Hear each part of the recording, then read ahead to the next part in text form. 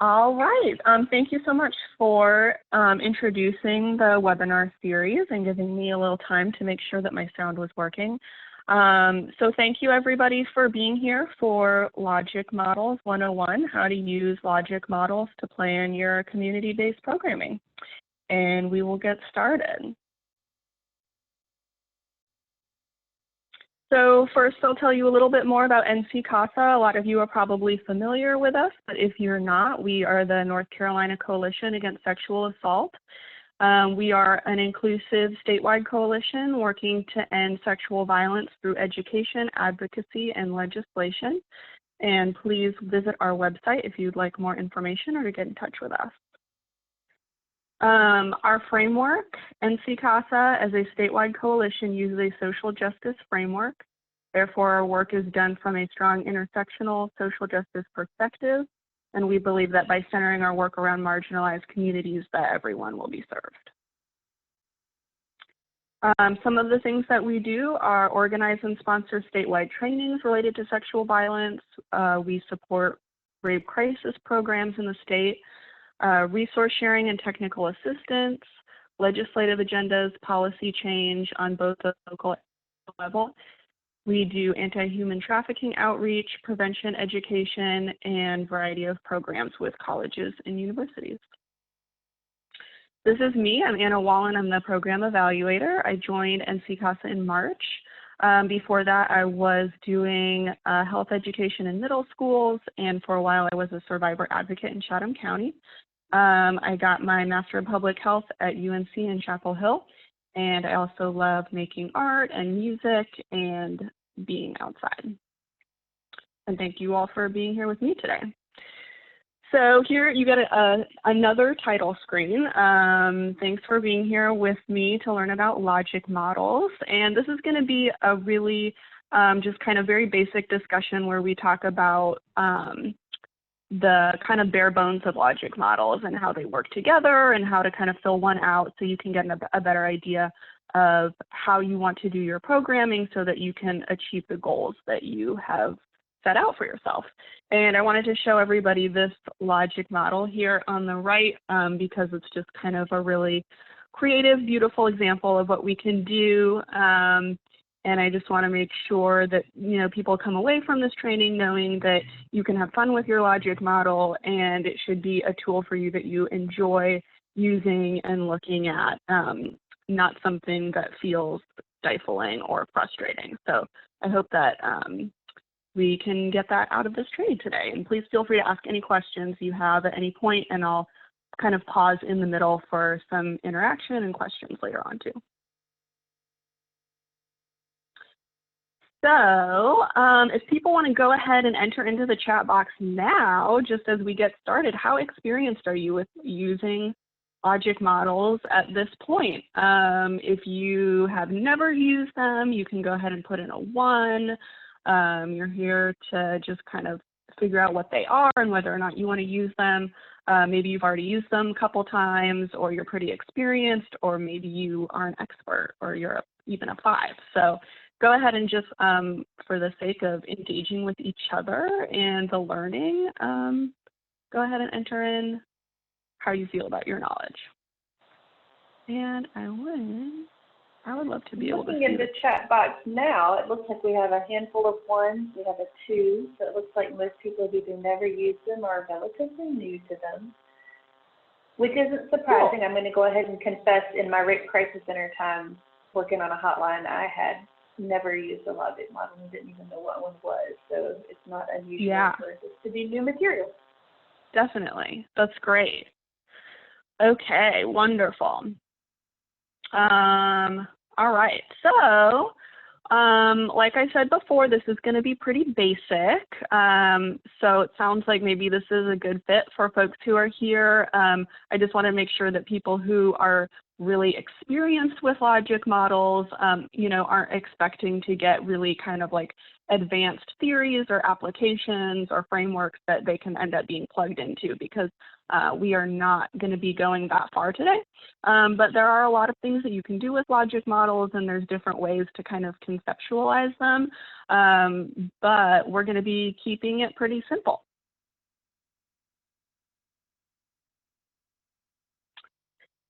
So the first question that would be great for us to discuss is, what is a logic model, right? Like, why would we even use one, and what does it do? So some of the things I have listed here are different ways that we can think of a logic model. Logic models create a map of our ideas that are a visualization of what our plans are, or what our ideas are, or different ways that we can fit them together. Other terms you could use might be a diagram, flow chart, theory of change. Your logic model might address your theory of change on a more conceptual level. If you're working with your team about developing how you think you are going to create change for the problem that you're working on, they would help address that. So with any program, you want to make sure that you're focusing down to the specific problem that you're addressing, so that you can be specific with what kinds of activities or processes you're going to use to address that problem through your program. And your logic model will help you do that. So logic models kind of flow in a linear way that show us the steps in between when we locate our resources for our project. What are we going to use to make change, and then the action that we will do on that problem that we want to change, and then what that change we hope looks like in the future. They also help us track the completion of our activities and whether or not we've achieved our goals in the way that we idealized at the beginning. So here's some examples of logic models, and I just wanted to show all the kind of different ways that these look, just because I think, it's good for everybody to know that you can kind of do whatever you want with your logic model. And I think, and I also wanted to kind of bring up that they can be a little intimidating too, when we just see these kind of like complex grids with lots of writing, it can almost kind of like shut our brains down or seem overwhelming. But the more you kind of learn about the basic pieces, the easier it is to understand all the different ways that they could look. So which is why today we're going to keep it really simple, and we're just going to work with a model that looks more like this, that has our inputs, our activities, our outputs, and our outcomes. And so we're going to keep it kind of bite-sized for today. But I also want to address why we would use a logic model beyond what it is, and some ways that you could maybe idealize whether or not you need a logic model or want to try using one. They're really useful for strategic planning, prioritization of all kinds of resources, time, but also funding and staff. If you are looking for evidence-based practice for your organization or for your programs, it can be a great way to identify some of those practices. Logic models are a great way to demonstrate accountability, if you can use them to illustrate what your program is doing, so you can share that with external stakeholders or other people who are interested in your program or in your activities. And then, of course, we use logic models a lot in evaluation and monitoring, which help us understand if our program is going the way that we planned and whether or not our program is really impacting the problem that we're trying to address.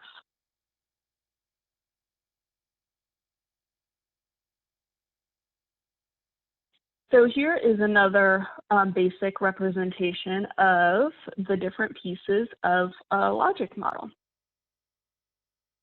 So you read it left to right, the same way that we read anything, and it is linear. So it's assuming that what's happening on the far left side of the model happens first, and that it flows through time in a linear way to the right. So the first thing that you would do is gather your inputs or resources before you even start your program.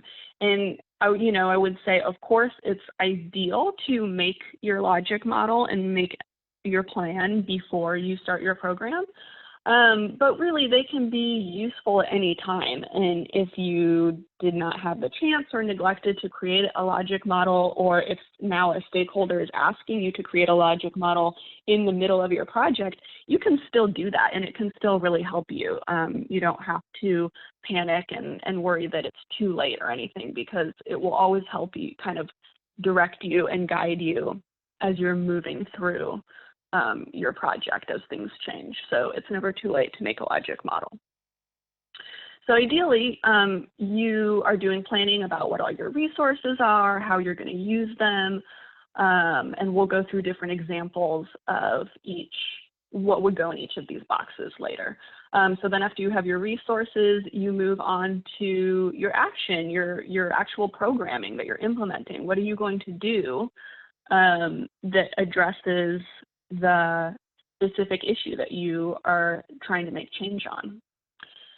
And then outputs are the products that result from the activities. So after you do your activities and engage with the community or engage with people or the environment or whatever things you're doing with your program, what happens as a result of that? And these things are going to be like counts or products. And they're different from outcomes, and we'll definitely get into discussing the difference between outcomes and outputs later in the webinar. So then you have, at the end, are your outcomes, where there's actual change happening. And those happen in different stages. And, you know, some people I've seen give sort of approximate timelines to each stage of outcome, but it really depends on the project, and it depends on what your goals are. So the short-term outcomes are going to be immediate changes that resulted from the outputs of whatever activities you did. And intermediate outcomes are things that sort of evolve over time in response to short-term outcomes and maybe repeated activities and other adjustments that we make to our programs. And then the long-term outcome, or in some logic models, you'll see this referred to as impact, is going to be your really long-term, down the road kind of broad impact. What is it that you hope to change? You know, usually we have goals in the long term that are on the societal level, although if you are making your logic model for a very small project, it might just be, you know, your long-term goal might be something small or immediate as well.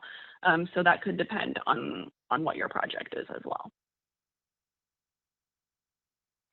Okay, so inputs.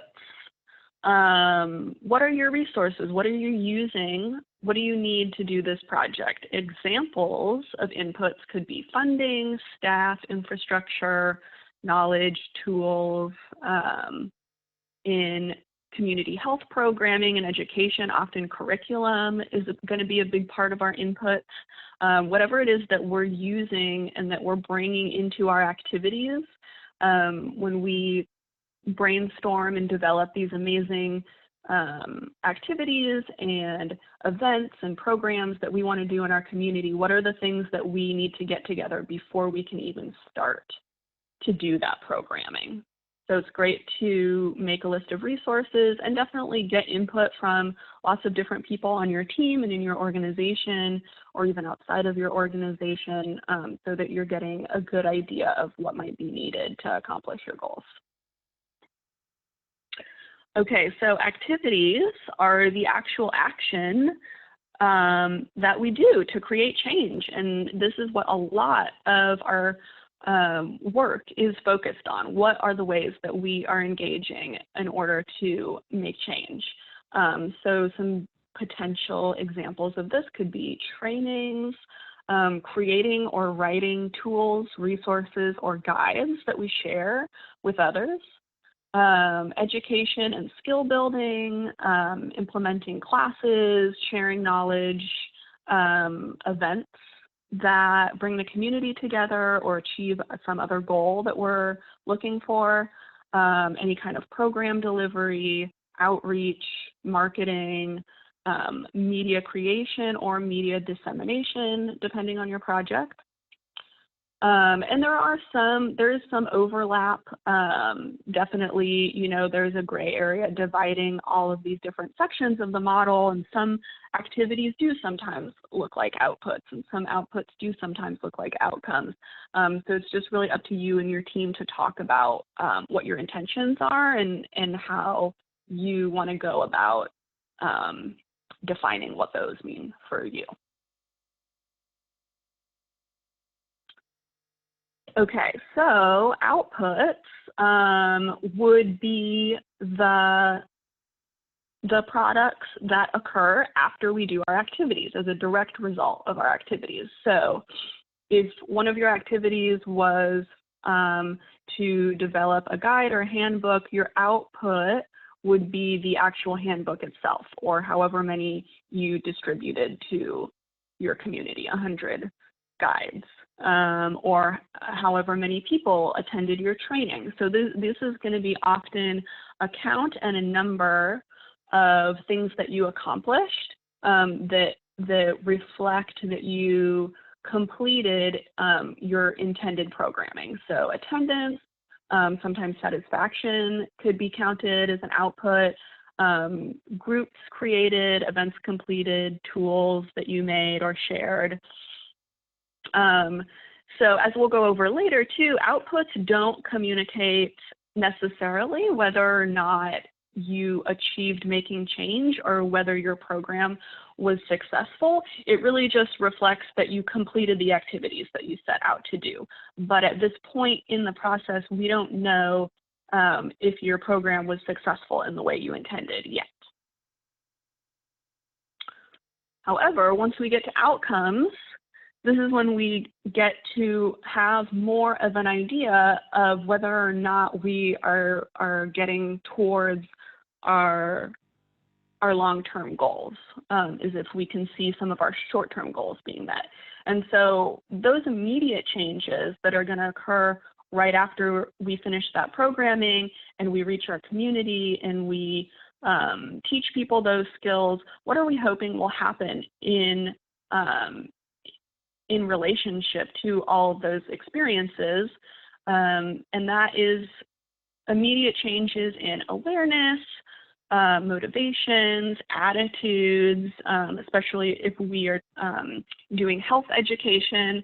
The first thing that we often address is just making sure that people are more aware of what things will make them healthy and what things will make them unhealthy, so that they can make choices in an informed way, or perhaps motivate them to do something that could be more healthy. Changes in attitudes, opinions, or intention is also a really powerful measure of change as well. And if we are looking at a sort of time gauge, you could say, some people say, that short-term outcomes occur maybe within like the first 6 months after programming, or shorter. But we don't know at this point whether or not people's behavior has necessarily changed. And that is something that we hope for more in terms of intermediate or long-term outcomes, is when we're seeing things that are more in the realm of behavior change or decision-making that is actually calculable or noticeable in some way. And so some models don't necessarily have intermediate outcomes. Some just have short-term and then the long-term impact. If you want to include this, or it's useful to you, depending on your project, it could be useful for you to make a separate section for intermediate outcomes if there's something that you predict or would like to happen in the middle of your short-term change and your broader goal. And these might be, this intermediate time might be the time when policy changes occur, things that generally take longer to achieve after you have perhaps created intent or created awareness in your community for a desire for policy change. It still might take a couple years for that to actually happen. So some people might say that this intermediate time period could even be 2 to 5 years. Some words you might see as you're designing your outcomes or filling out your logic model might be things like improved or increased or decreased. So this is where you're actually going to be describing the changes that you want to see, such as like a reduction in environmental pollution, or an increase in something that you want to see more of, that is more of a longer term goal of your project. And so the long-term outcome, or the impact, is your final goal. It's the reason that you are implementing your programming. It's your main source of motivation for your project. Usually it represents some kind of change on a societal level that you want to be seeing. It will probably include language that reflects a mission statement related to your organization or the project that you're working with. Or it may even look like a short-term goal or a more immediate goal, like obtaining a grant, for example. Some people might be utilizing their grant in their beginning inputs, or some people might be writing a logic model for all the steps they need to take to get a grant, and that's actually their end goal. So yeah, just know that you can use it in any way that makes sense to you, and make sure that you aren't concerned about doing it the right way, for example, and that this is really a tool that should be helpful for you and useful.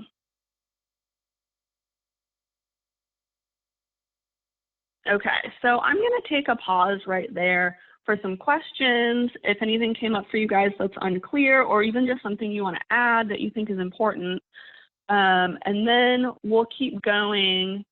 And I do have some more slides where we can kind of get into discussing the difference between outcomes and outputs a little bit more.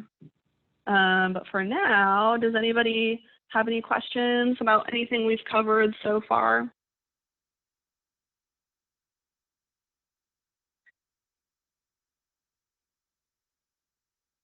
Okay, I think I'm seeing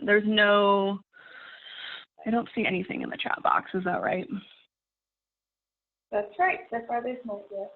I'm curious, I had a question, and maybe if this is in your later slides, you can tell me that we're going to get to it later, but sometimes it's tricky to make sure that your logic model crosswalks across those. So by that I mean maybe you have a goal or an objective you've stated, and then maybe you're choosing strategies that aren't really aligned with the goal. Can you maybe share with us some tips around how to double check that your strategies are actually moving you toward your goal and not, or toward your outcomes and aligned? Does my question make sense?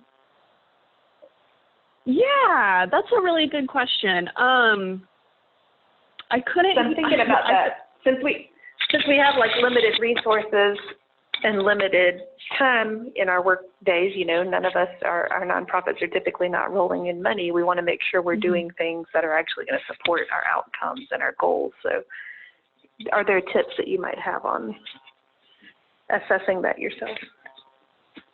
That's a really good question. I think it depends on,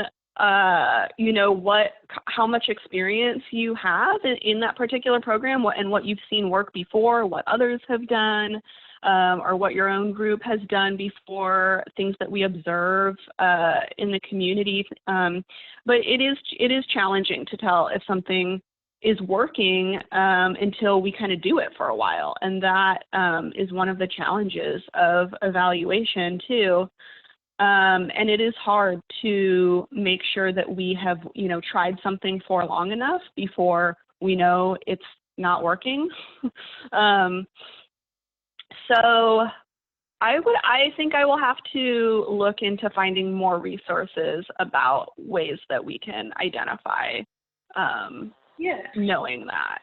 Yeah, but that's a really I think good you kind of, I just had a light bulb moment go off as you were saying what you just said, which is where you said you can't really know until you try it and see if it works. And I guess that's where the evaluation piece comes in.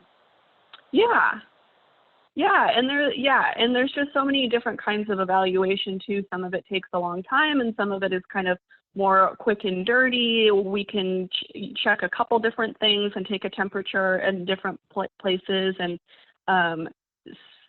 see what's working. And it all depends on the programming and also what people are comfortable with. Because some people are comfortable making decisions based on small amounts of information, and some people need a lot more information in order to make a decision. And so it also really depends on your team and what everybody wants together. But those are really great things. That was actually thinking through. That was super helpful. Thank you. Yeah, definitely. Okay, so I want to make sure we discuss the difference between outputs and outcomes, because that tends to be kind of a sticky, confusing point when people are first learning about logic models. So I wanted to put that in the presentation. Maybe you guys are already pros and know exactly what the difference is and don't need this. However, let's just think through it anyway, and then we'll get a chance to do a little bit more interactive stuff where you guys can respond to if you want to. So as I mentioned before, outputs are going to be products resulting from the work, whatever is the work that you're doing, your activities, your processes, and it's going to happen before the outcomes. So that's one way that we can kind of get an idea, is outputs happen before we know whether or not we've made a change. It's more kind of like the nuts and bolts of what we created. We did the conference, or we taught the curriculum to the church group, but we don't know really what happens next. So those are the outputs. And these can tell a story of what was produced, but not the quality or not the impact of it. And outcomes, if you're talking about outcomes, you will know it because you will be describing a change that has occurred. And it will refer to something that you idealize as a change that needs to occur in your community, and that is why you are doing the work that you're doing. So I got this slide from another person who made a presentation about community change in Washington, D.C., and I have the name of the project in my notes, which I can't see, but I can share it with you. So this is kind of a helpful breakdown here too, outputs versus outcomes. Output measures assess what you do and who you serve. So here's some really solid examples. Served 100 youth during summer camp, provided 2,250 hours of tutoring during the academic year. 9 out of 10 youth attended at least 75% of available art instruction classes. So this is really just counting, right? So outputs just keep that column of, what you did, but it doesn't say whether or not those youth enjoyed summer camp, whether or not they learned anything, whether or not they want to go back, or whether or not it's going to change their lives, which is what we're hoping it will do, right? But we're not going to get to that until we get to the outcome. So we would have to gather other information to know whether or not it produced change in their life, their attendance of that. So an outcome could be 75% of youth increase their knowledge of local history during that camp, right? So that's giving you more information about a change that occurred. Their knowledge changed. 50% of youth increased their math grades by 1 level. That's definitely a qualitative change that we want to demonstrate. 25% fewer youth reported being involved in bullying over the last year. So those are all outcomes. Let's see. Okay, next slide. Okay, so outputs do tell you whether your program was implemented well. For example, they indicate whether a program delivered the number of sessions intended. And if you didn't, if it rained one day and you only did half of your sessions, that's just something that you note in your outputs. It doesn't mean your program failed. It just means it's really good that we collect outputs and document them so that we can remember that those things happened, and so that when we look back on our map of what we did and what we wanted to happen, we can remember why maybe our outputs or our outcomes don't look the way that they did, and it might be because we didn't deliver the amount of saturation that we intended to. but we're just really using outputs to keep track of what happened, whether or not we reached an intended population. The things that outputs do not do are tell you if your participants benefited from the program. So as you're filling out your outputs column, don't feel pressure or tempted to describe things that happened to people as a result of your programming, because you don't need to do that yet. All you have to do is document what occurred. So I want to give you guys a chance to kind of brainstorm a little bit. If we are doing a program on nutrition, so I have this little image here of the soda crossed out. And if we're doing a program about nutrition to teach kids to drink water instead of soda, because our end goal is to decrease tooth decay, what are some outputs that might be a part of that project? If we're doing some kind of programming to teach nutrition and to teach healthy water consumption instead of soda, do you guys have some ideas about what you think might be an output of that program?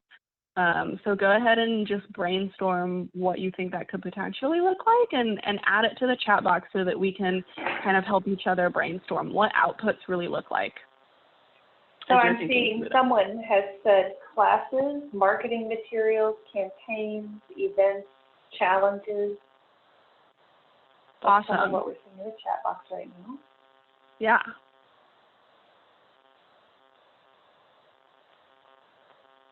How might we word that if we were writing, Anna, if we were writing outputs? Yeah, so outputs would be like, 30 classes implemented at 2 schools, or, 50 flyers about sugar and how it affects your body were handed out at a family day event. So different numbers or reflections of kind of like what you did to share that information that you're trying to get out into the community. So let's see. Okay, so the outcomes come after those outputs, and they tell you if participants benefited from your program. So the outcomes is going to look like those kids actually drinking water, right? That's what we intended to happen. That's what we hoped would happen. So that is our actual outcome. The output is just whether or not they gained the information. Outcomes tell you if participants benefited from your program. They serve as indicators of program success or effectiveness. Outcomes do not tell you whether or not your program was implemented well, or provide clues about how your program improved participant outcomes. So it could be that there were any amount of issues in your programming that could affect outcomes, and it might be that whatever outcomes you were seeing occurred either way that may or may not be dependent on your outputs, but you really need both so that you can compare them, so you can tell a more detailed story about the relationship between those two things.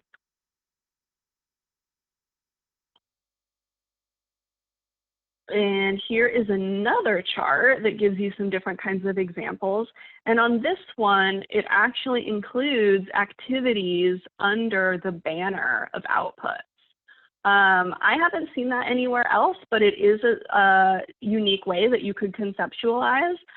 Some examples that they show are, so activities are what you do. It could be conducting workshops, meetings, delivering services, developing curriculums, and then the outputs also could be who you reach, like number of participants or clients or different agencies that you reached out to. And then the outcomes, like we discussed, are more action-oriented and change-oriented, depending on the tier of outcome that you're looking at.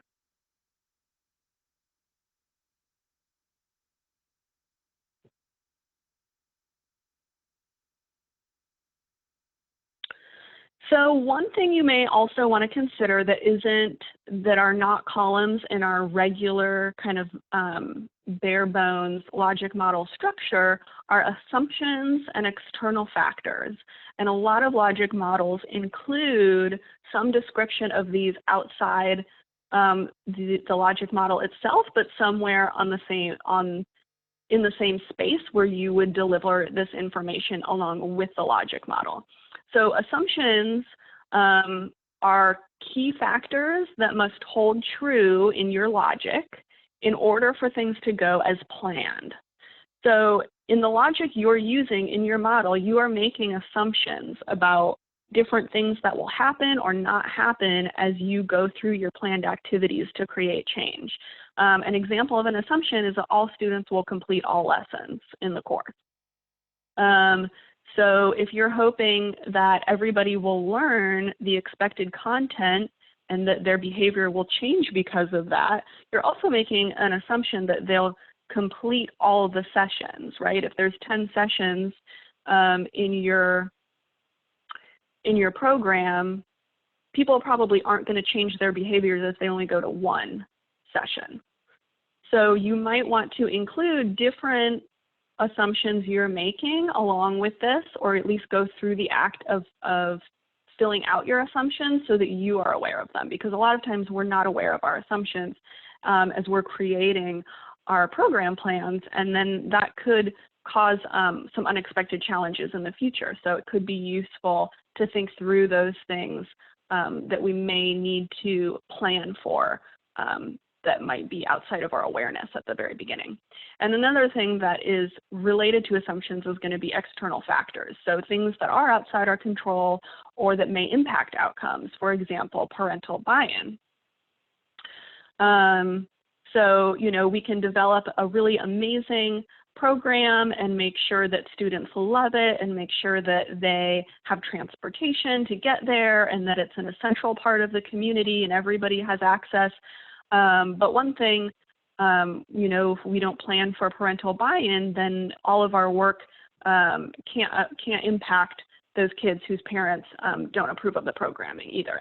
And we could consider that to be outside of our control, or some people might consider it to be inside of their control, and that they want to include in their activities, you know, parent resource sharing or parent discussion groups, or, you know, specific activities that really work on parent buy-in and bring that into the project on another level. So that also really just depends on what your needs are for your project and what your end goals are, and what's interesting to your staff, or what availability you have for people to work on different things. So I'll just show you an example that uses these assumptions and external factors in the model. You can see you have the regular parts of the model up top here. This is for an astronomy camp. I thought that was kind of a fun idea, and also good to kind of get out of our box of always, you know, thinking about public health and violence prevention, even though those things are awesome. Really, any sector can use logic models, and they can be used for all kinds of different things. And down here, they have their assumptions listed. That's kind of like, you know, just as bullet points. These are things that we're assuming so that the rest of this makes sense. All students will remain enrolled throughout the camp, and that resources will remain available, right? What if things break, or what if we're kicked out of our building for some reason? You know, all kinds of things like that are really good to make a list of those issues ahead of time so that you can be a little bit more prepared from them. And then here's their external factors. You know, they're saying that they don't have control over whether or not school principals continue to participate or be aligned with the interests of the camp. They don't have control over students remaining interested in the camp either. So those are just some things that they're acknowledging could affect their plan, but not things that they're necessarily making a plan to address in the present. They're just acknowledging them so that they're kind of on the back burner as part of the project as well.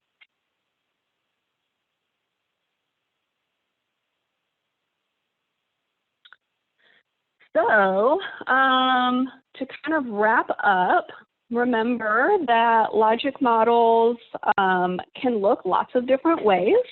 You know, they can look really simple and basically just have 3 columns or 3 boxes, or they can be really complicated and they can have 10 different levels and 10 different columns, and they can be, you know, you can have multiple models in in multiple frameworks. So it really just depends on your needs and your interest for how you want to design your project.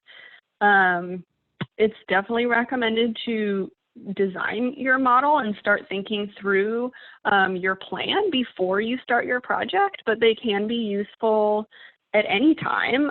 If you get to a point where you feel like you really need one and you haven't made one yet, it can still be helpful to start one at any point. It should make sense to your team and your stakeholders. They can be confusing, and you might be using you know, jargon or language or concepts that are unique to your project or your group. And that's fine as long as people who need to understand the model can understand it, people who are involved in the project or people who may become involved in the project. Because you may want to just use your logic model to keep your team on track and to communicate with people inside the project, but you probably also want to use it to share with external stakeholders, people in the community who are interested in your project, funders, people who you want to get interested in your project, or people that you want to network with. So you definitely want to make it legible and easy to understand with relatively little explanation. And it is iterative, so it's something that you can change and edit.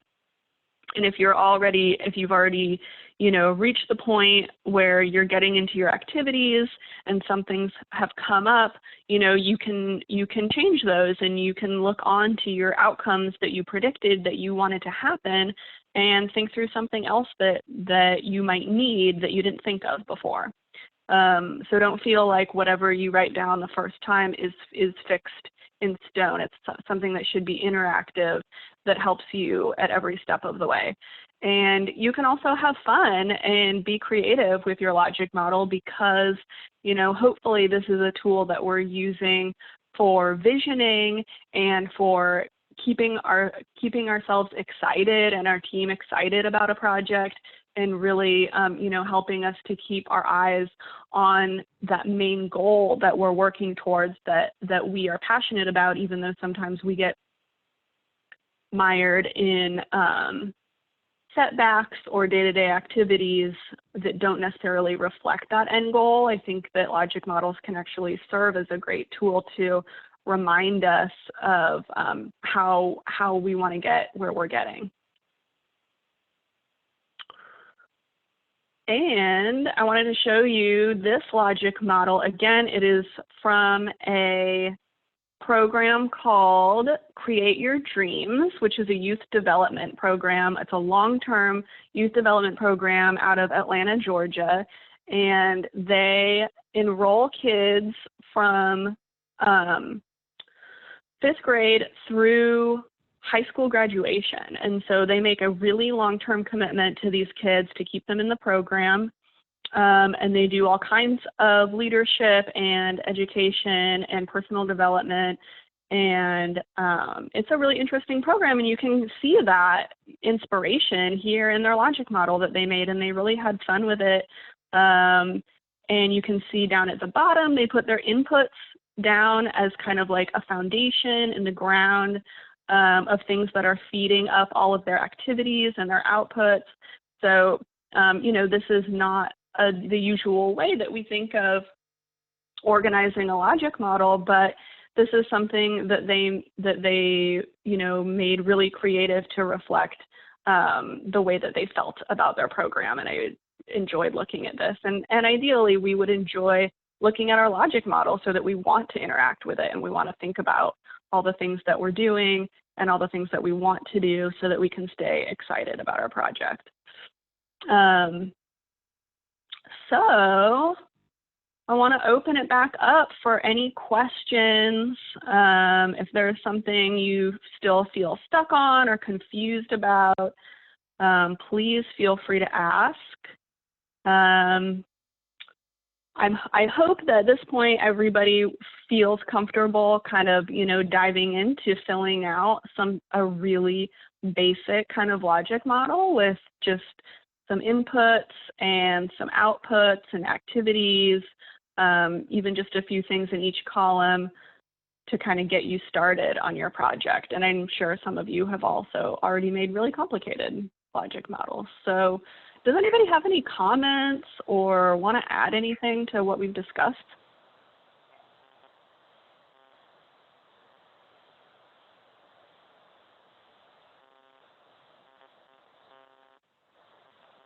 I'm watching the chat box, Anna, to see if there's anything that anyone's asking in the chat box, and they haven't yet. But I had a thought.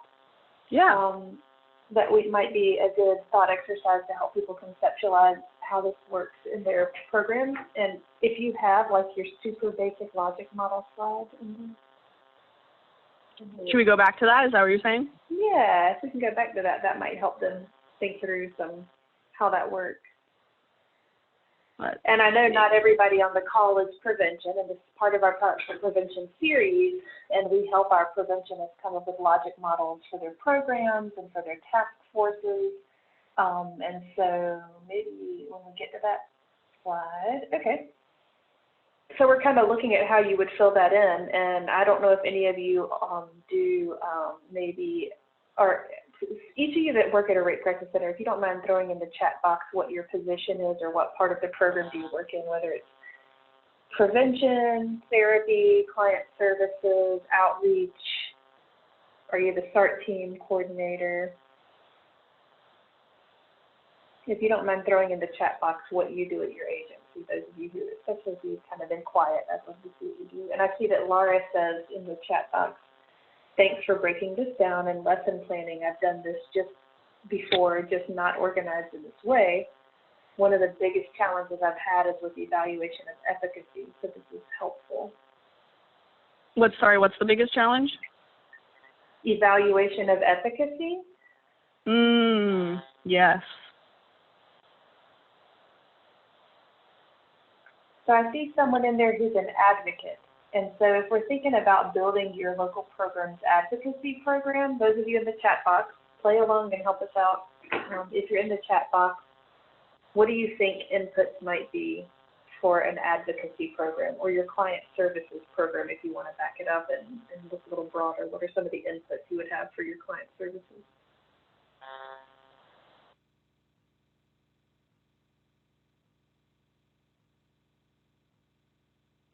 Yeah, and I think, while you guys are writing that out, I also just want to mention that's a great point, is that it is really hard to measure efficacy of advocacy programs and intervention programs, depending on the specific services that you're providing. And I think people are still working out and deciding and discussing a lot about what does it mean to provide good services to survivors and to do great prevention. And are we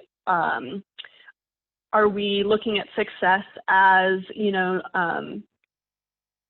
how are we looking at success? Are we qualifying that as people who feel affirmed and empowered, or are we qualifying success as that there's less violence in the future, or that person does not experience more violence, or what are the qualities of that person's relationships? How do they feel about their life? There's so many things that we can look at to try and understand if what we're doing is making an impact. And I think in this type of work, it can be challenging to really gauge, whether or not you've made a difference in somebody's life, and how people communicate about that varies so much too. Thank you. And I see another comment in the chat box that's just looking at the webinar in general, and it says, It's from Manny, who we adore at our board. So Manny says, I really appreciate your mention of goals that might not necessarily be aligned with the outcomes that we're looking for. I've done these logic models before, but still learning. So thinking about goals that aren't aligned with our outcomes. Mm-hmm.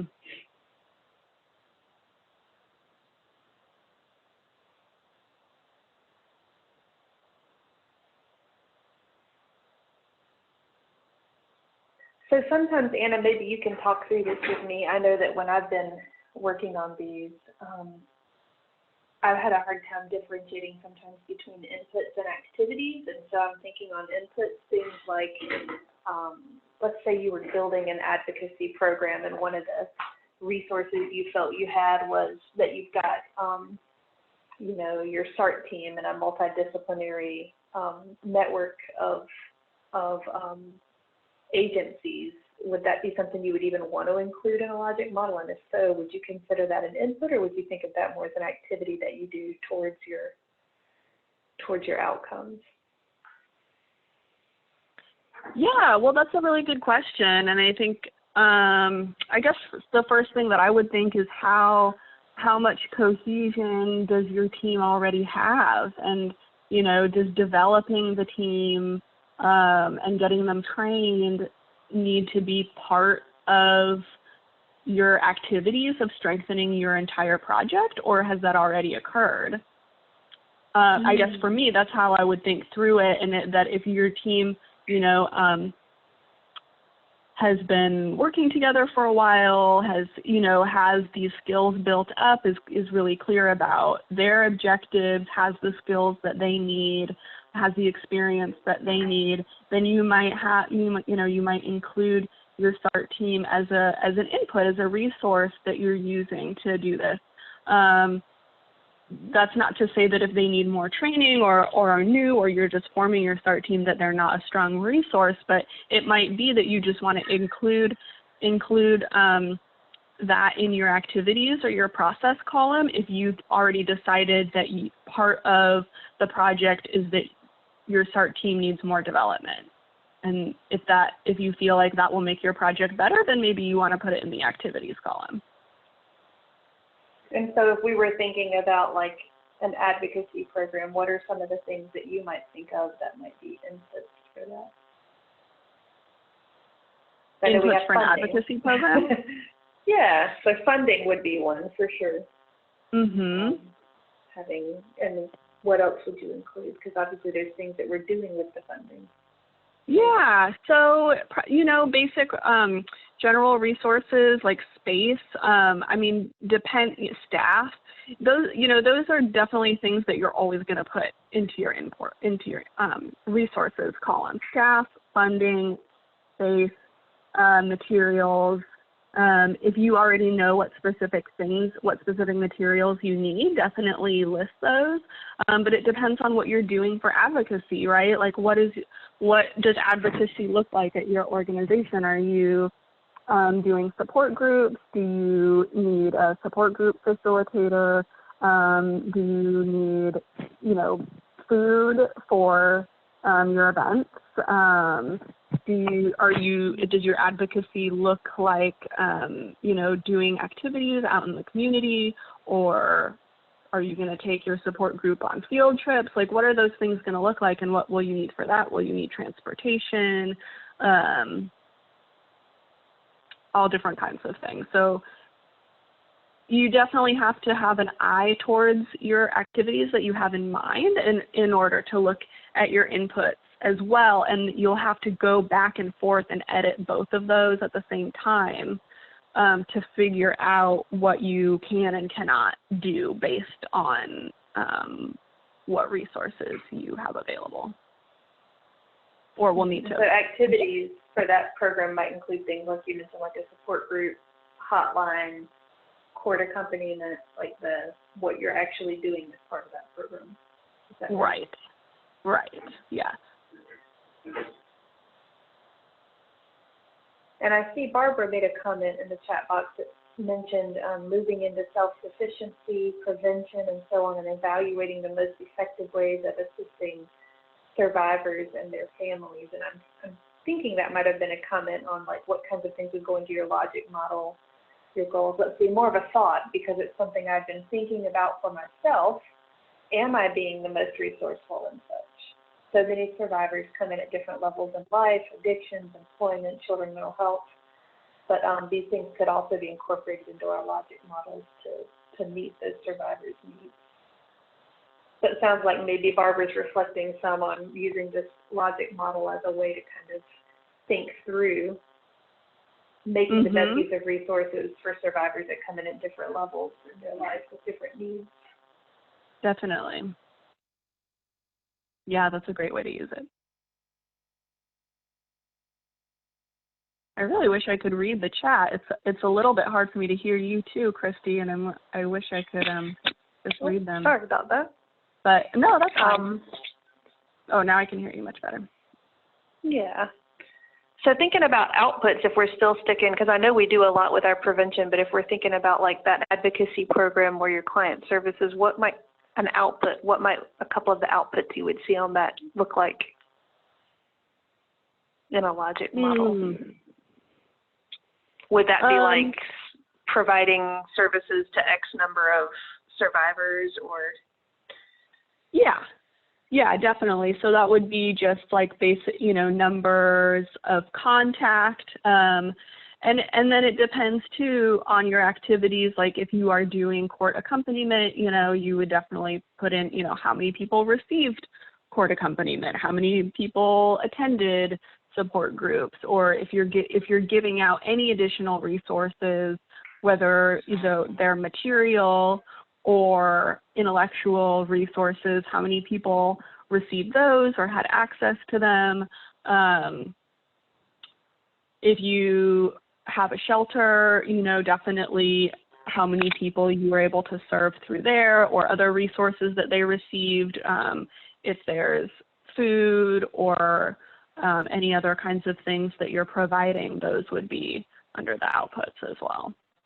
Or it could even be, not just to direct clients, but also outputs could be like relationships that you're creating in the community. If you did a awareness day at the community college, or, if you're connecting different resources in the community, or connecting survivors to other resources, those would go in your outputs too, so that those relationships are documented. Cool. And I know we have some of our prevention people on the webinar, so maybe if y'all want to share, what are some things that you've included in just to help people conceptualize what's in it? What are some things y'all have included if you're in prevention or outreach and you're on the call? What are things you've included in your logic models in terms of inputs or activities or outputs?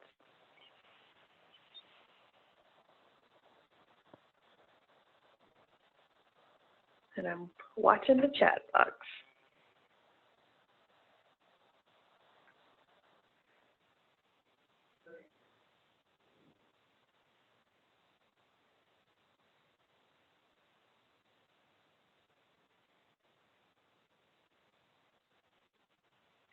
And I know with our RPE subrecipients, they've had logic models for their programs. We have a logic model for our entire North Carolina sexual violence prevention program. They've also created logic models for their task force. So what's your task force going to be doing? And I know in the past we had one subrecipient who struggled to get their task force off the ground. So we even create a logic model for them for how they would create and grow their task force. So any of these goals you're having trouble meeting, you can break down into its own logic model to help you think through how to go about doing this activity. I see someone shared that classes, virtual sessions, videos that go out on social media, materials distributed. That sounds like some activities and outputs in there. And I see also have included our monthly task force meetings. There you go, resources required to make those meetings happen. So including your task force. That could also be something that those of you who have engagement in your SART could use a logic model. Is what is your SART doing? What's your SART's logic model look like? What are you putting into your SART? What are your activities of your SART or your prevention task force? What do you need to make those happen? And what are you doing it for?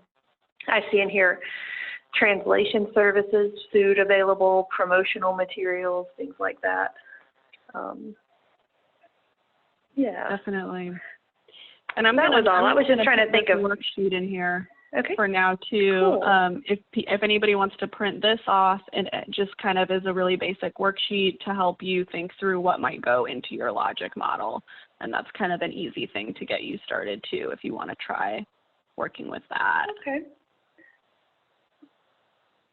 Well, before we close down, were there any more questions? I was just trying to think of some ways to give them a chance to sort of think through what it might look like on their local agency if that was something they were interested in. But did y'all have any more questions for us before we wind down for the day?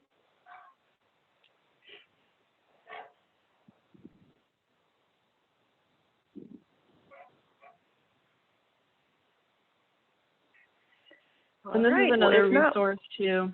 Oh, sorry, I just wanted to describe this last thing that I put in here.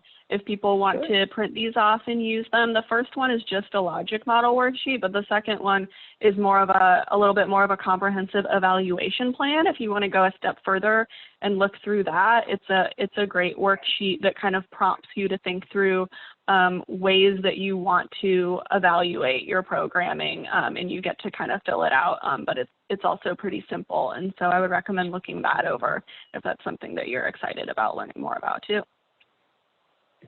And that's something where when we have our evaluation for program success webinar, which I think is coming up this early fall, late summer, early fall, but it's on our training calendar at NC CASA's website, that will give you some of the tools to check your logic model. Are we doing the things that we say we're planning to do? So I hope that some of y'all will consider joining us, if not for the rest of the prevention series, which I hope you will, but at least for that evaluation. So you can take what you learned today about how to create a logic model and what to put into your logic model and learn how to check it against what are you doing, what you're aiming to do with this. So. If there aren't any more questions, I just wanted to thank y'all for joining us today, and thank you, Anna, for sharing all of this wonderful information, this helpful information with everybody, and I want to thank y'all for joining us today. Hope y'all have a really good day. Thank you for being here, everybody, and thank you, Christy, for managing the tech.